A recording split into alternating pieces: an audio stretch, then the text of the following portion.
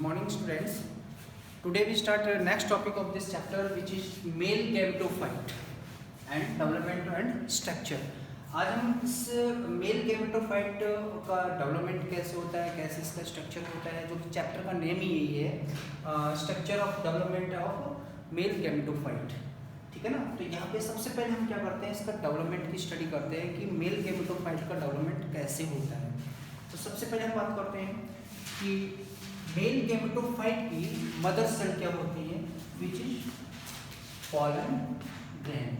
Pollen grain is the mother cell of male gametophyte. Means male gametophyte का जो development होता है वो पॉलन ग्रैन से होता है, और पॉलन ग्रैन है वो हैप्लॉइड स्ट्रक्चर है. Then male gametophyte also haploid structure. All जो जितना भी जो अपन कह सकते हैं, जितना भी अपने मेल गेमेटोफाइट पढ़ेंगे, टोटल जो स्ट्रक्चर होता है वो हैप्लॉइड स्ट्रक्चर होता है. तो किस तरह से ये डेवलपमेंट होता है, तो हम कह सकते हैं कि फर्स्ट पॉइंट तो आपको ये ध्यान रखना है कि जिसकी मदर सेल हो गई, पॉलन ग्रैन हो गया, उससे इसका क्या होता है, डेवलपमेंट होता है.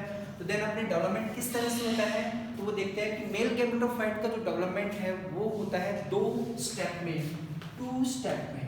ओके, कौन सा है. नंबर ए, बिफोर पॉलिनेशन, और बिफोर पॉलिनेशन जो मेल गेमेटोफाइट का डेवलपमेंट होता है, ये जो डेवलपमेंट होता है इसका प्लेस जो हो जाएगा, कहां पर होगा, प्लेस हो जाएगा इन माइक्रोस्पोरेंजियम. माइक्रोस्पोरेंजियम. ओके, तो पॉलिनेशन मतलब एंथर रप्चर नहीं होगा. एंथर के रप्चर होने से पहले ही पॉलन ग्रैन जब माइक्रोस्पोरेंजियम में होते हैं, वहीं पर माइक्रोस्पोर है वो क्या करेगा, मेल गेमेटोफाइट में कन्वर्ट होना स्टार्ट हो जाता है. तो कैसे होता है, सपोज दैट ये पॉलन ग्रैन माइक्रोस्पोरेंजियम में है, तो यहाँ पे कंप्लीट डिटेल आपको डायग्राम में नोट करनी होती है. हैप्लॉइड है और कहाँ पर है, इन माइक्रोस्पोरेंजियम. तो जितना भी प्रोसेस होगा, जितने भी फिनोमेनन जो होंगे वो सारे के सारे माइक्रोस्पोरेंजियम में ही होंगे. तो सबसे पहले क्या होगा कि साहब ये पॉलन ग्रैन है, इस पे क्या होती है, कवरिंग होती है यहाँ पे इस तरह से. ठीक है, तो ये तो होगी आउटर कवरिंग, एक होगी इनर कवरिंग. ठीक है, और ये हो गया इसका nucleus, and nucleus covered with cytoplasm. Okay, तो ये पूरी की डिटेल आपको फर्स्ट डायग्राम में, आपको पॉलन ग्रैन में आपको डिटेल देनी पड़ेगी इसकी. अब क्या होगा, यहाँ पर सबसे पहले क्या करना पड़ेगा कि इसमें किस तरह से ये मेल गेमेटोफाइट में कन्वर्ट होगा. तो सबसे पहले क्या होगा कि इसके जो साइटोप्लाज्म होता है, इस साइटोप्लाज्म में वैक्यूल का फॉर्मेशन होना स्टार्ट होता है. किस तरह से, वो देखिए साइज वही रहेगा इसका. ओके, ये इसकी आउटर कवरिंग हो गई, ये इसकी इनर कवरिंग हो गई. देन ये इसका न्यूक्लियस हो गया. अब इसके साइटोप्लाज्म या प्रोटोप्लाज्म जो भी आप कह सकते हैं, इसके अंदर क्या होंगे, स्मॉल साइज के वैक्यूल्स बनना स्टार्ट हो जाते हैं. ये क्या बनते हैं इसमें, वैक्यूल. ओके, तो वैक्यूल का फॉर्मेशन होना which is first step of male gametophyte.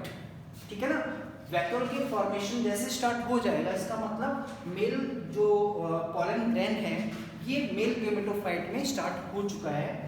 ठीक है, अब आपको पता है कि प्लांट की जो वैक्यूल होती है उसमें कैरेक्टर होता है कि जितने भी स्मॉल साइज के जो वैक्यूल होते हैं, ये सारे के सारे वैक्यूल आपस में कनेक्ट हो जाते हैं. बट एनिमल सेल्स में ऐसा नहीं होता है. एनिमल सेल्स में जितने भी वैक्यूल होते हैं वो सेपरेट होते हैं. बट प्लांट सेल में इनिशियली क्या होंगे, स्मॉल साइज के वैक्यूल्स बनते हैं, बट वो धीरे धीरे क्या होते हैं, अटैच होकर लार्ज वैक्यूल का फॉर्मेशन कर देता है, लाइक दिस.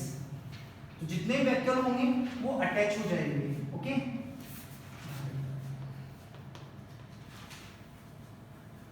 ये inner membrane, outer membrane, then nucleus. जितने वैक्यूल थी वो अटैच हो गई.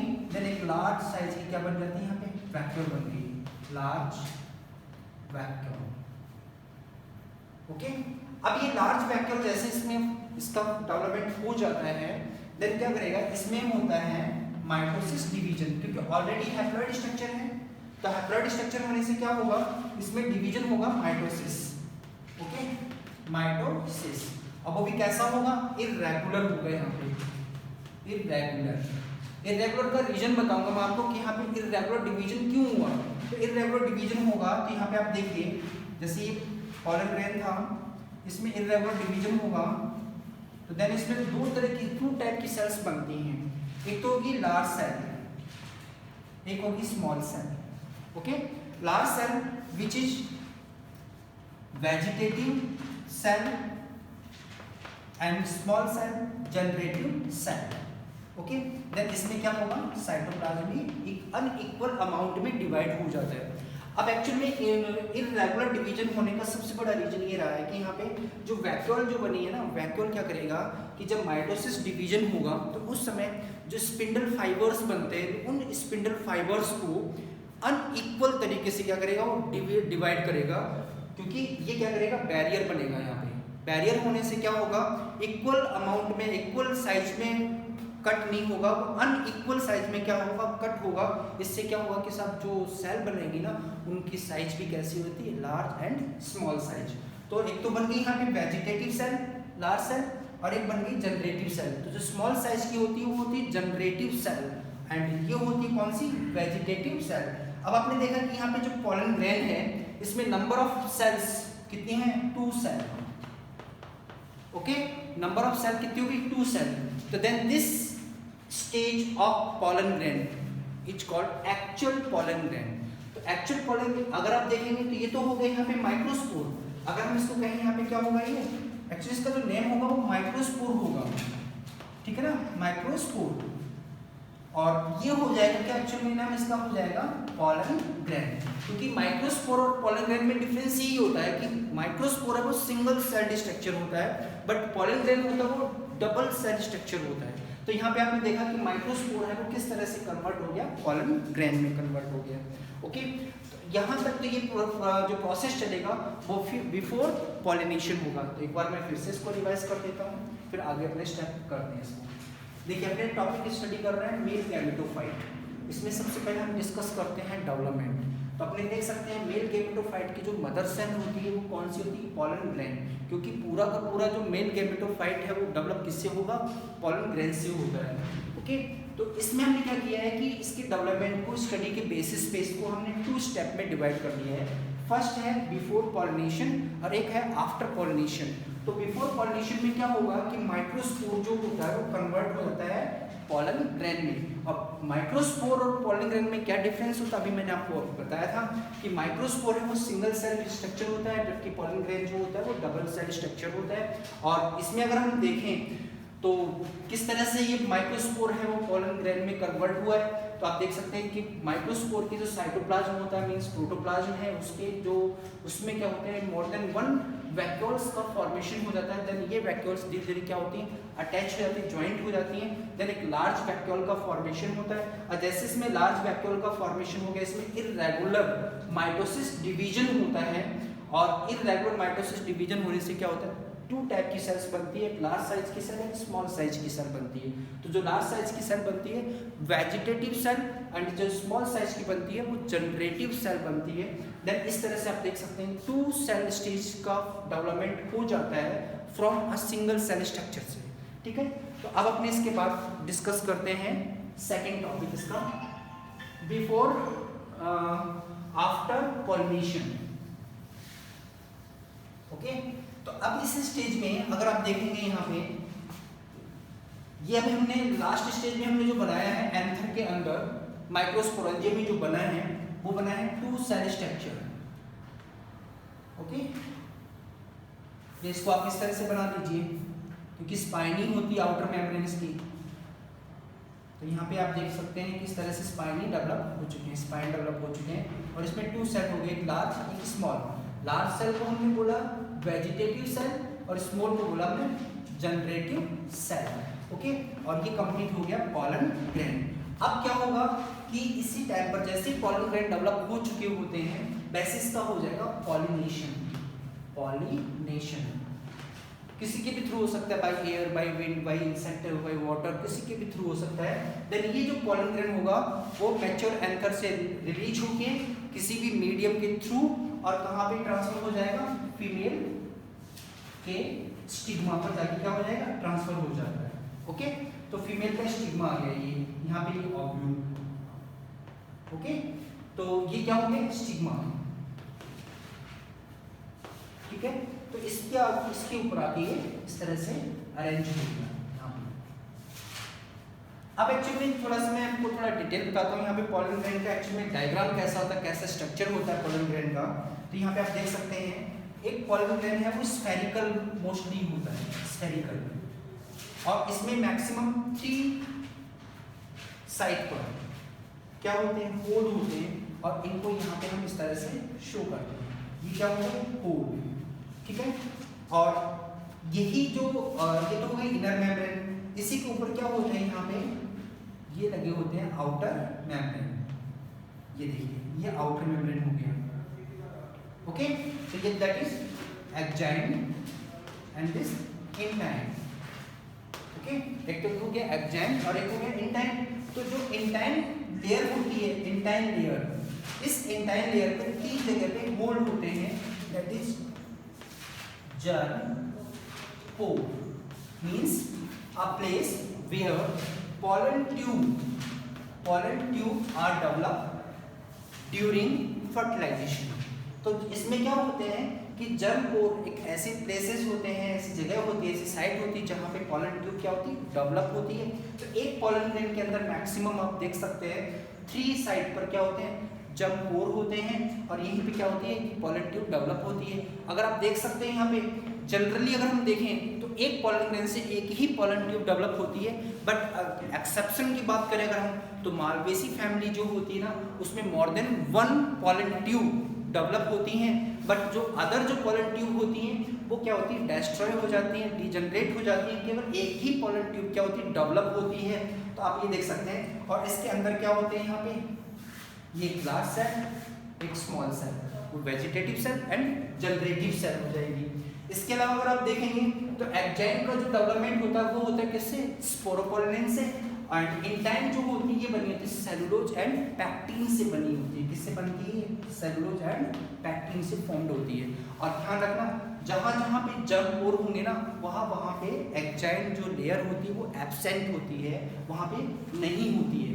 अब देखिए यहाँ पे आ जाइए, अब क्या होगा कि इसके अंदर आपको मैंने बताया था ना 3 जर्म पोर होते हैं, तो जहाँ पे जर्म पोर होंगे ना वहां से क्या करेगी, एक पॉलन ट्यूब डेवलप करती है। यहाँ पे ये देखिए पॉलन ट्यूब डेवलप होगी यहाँ पे इस तरह से, ये क्या डेवलप होगी यहाँ पे, पॉलन ट्यूब। तो पॉलन ट्यूब जैसे डेवलप होगी तो उसके टिप पार्ट पे यहाँ पर, इसके टिप पार्ट पे यहाँ एपिकल पार्ट पे, टिप पार्ट पे यहाँ पे ट्रांसफर हो जाता है वेजिटेटिव न्यूक्लियस, मतलब वेजिटेटिव सेल का न्यूक्लियस, इसको अपने बोलेंगे, अब हम बोलेंगे इसको क्या, वेजिटेटिव न्यूक्लियस। ओके, देन ये वेजिटेटिव न्यूक्लियस क्या करेगा, इस पॉलन ट्यूब की ग्रोथ में हेल्प करेगा, उसको इंडिकेट करेगा, उसको प्रमोट करेगा ग्रोथ करने के लिए। ठीक है, और उसी के जस्ट बैक साइड में अगर आप यहाँ पे देखेंगे तो यहाँ पे ट्रांसफर हो जाता है कौन, वेजिटेटिव सेल का, सॉरी जनरेटिव सेल का न्यूक्लियस, और इसको बोलेंगे जनरेटिव न्यूक्लियस। जनरेटिव न्यूक्लियस जैसे ही पॉलन ट्यूब में जनरेटिव न्यूक्लियस एंटर करेगा ये तुरंत अपने आप को डिवाइड कर लेता है अगेन माइटोसिस डिवीजन के थ्रू, और देन अब इस न्यूक्लियस को हम बोलेंगे male gamete, male gamete. Okay, तो 2 male gamete contain by pollen tube and this whole structure is called male gametophyte. तो अगर हम मेल गैमेटोफाइट का अलग से डायग्राम बनाएं तो यहाँ पे बना सकते हैं इस तरह से, देखिए, पर ये पॉलन प्रोसेस होगा स्टिग्मा के ऊपर की तरफ होगा, देखिए इस तरह से, ये पॉलन ग्रेन, देन ये पॉलन ट्यूब। ओके, देन यहाँ पे होगा वेजिटेटिव न्यूक्लियस, देन यहाँ पर होगा 2 male gamete. Okay, and this whole structure is called male gametophyte. Okay, and whole this structure is haploid. कैसी होगी? हैप्लॉइड होगी। तो ये हो गया इसका पोलन ट्यूब। तो ये जो स्ट्रक्चर है, इसी स्ट्रक्चर को हम क्या बोलते हैं? Mail gametophyte. तो एक मेल गैमेटोफाइट में क्या होगा? पोलन ट्यूब होगी जिसमें 2 मेल गैमेट्स होंगे एंड एक क्या होगी? वेजिटेटिव न्यूक्लियस होगी। तो आप देख रहे हैं यहाँ पे मेल गैमेटोफाइट, फाइट मीन्स होता है बियर करना। किसको? गैमेट को। एक ऐसा स्ट्रक्चर जो गैमेट को बियर करता हो, दैट इज गैमेटोफाइट। तो यहाँ पे पोलन ट्यूब है, उसमें 2 मेल गैमेट होते हैं और इसी स्ट्रक्चर को हम बोलेंगे मेल गैमेटोफाइट। इस तरह से आप देख सकते हैं मेल गैमेटोफाइट का डेवलपमेंट होता है और लास्ट में इसका स्ट्रक्चर बनता है। तो आपको ये वाला बना सकते हैं, आप चाहे ये बना सकते हैं, बट इसमें लैबलिंग कंप्लीट होनी चाहिए। और लैबलिंग कंप्लीट नहीं होगी तो देन आप इसको डिटेल नहीं कर सकते। तो अब अपने क्या करते हैं, इसका ये टॉपिक मेल रिप्रोडक्टिव सिस्टम है, मेल रिप्रोडक्टिव ऑर्गन है, ये पूरा कंप्लीट हो चुका है। अब कल जो हम हैं वो अगर हम देखें तो थोड़ा सा मैं आपको डिटेल बता देता हूँ उसकी। कल की भी कल अपने बात करेंगे फीमेल रिप्रोडक्टिव ऑर्गन की। और प्लांट का जो फीमेल रिप्रोडक्टिव ऑर्गन होता है दैट इज पिस्टल और कार्पेल्स। और यहाँ पे हम जो कुछ प्रैक्टिकल से रिलेटेड भी बात करेंगे इसमें। एक्चुअल में जो पिस्टल और जो कार्पेल्स होते हैं, इनको अगर ग्रुप में हो तो इसको हम बोलते हैं गाइनोसियम। अब ग्रुप में भी अगर गाइनोसियम कंडीशन में है, अब group of carpels is called gynoecium. अगर ये जितने भी कार्पेल्स हों जैसे ग्रुप में हैं और सारे अटैच हैं, more than 1 carpels if attach to each other, then this condition known as syncarpous. और अगर ग्रुप में है देन सेपरेट है, then this condition known as apocarpous. तो एक कंडीशन होती है सिनकार्पस की, एक कंडीशन होती है एपोकार्पस की। तो ये सारे प्रैक्टिकल में टर्म्स पूछी जाती हैं। तो कल हम इसके बारे में डिस्कस करेंगे कि मेल गैमेट इसका फीमेल जो है स्ट्रक्चर कार्पेल्स का कैसा होता है, कितने पार्ट्स होते हैं, उसका जो बेसिक जो स्टडी करेंगे। सबसे इम्पॉर्टेंट टॉपिक है उसका कौन सा? ओव्यूल, जिसको हम बोलते हैं मेगास्पोरेंजियम। ओके, जैसे इसमें माइक्रोस्पोरेंजियम था तो उसमें मेगास्पोरेंजियम है। तो 2018 में क्वेश्चन पूछा था, डायग्राम आया था इसका, पूछा था 2 मार्क्स का कि इसका जो डायग्राम कैसा होता है मेगास्पोरेंजियम का, जिसको हम क्या बोलते हैं? ओव्यूल का स्ट्रक्चर। ठीक है ना? तो वो हम डिटेल में स्टडी करेंगे। तो 3-4 टॉपिक बचे हैं, उसके बाद ये चैप्टर कंप्लीट हो जाएगा। Okay, thank you.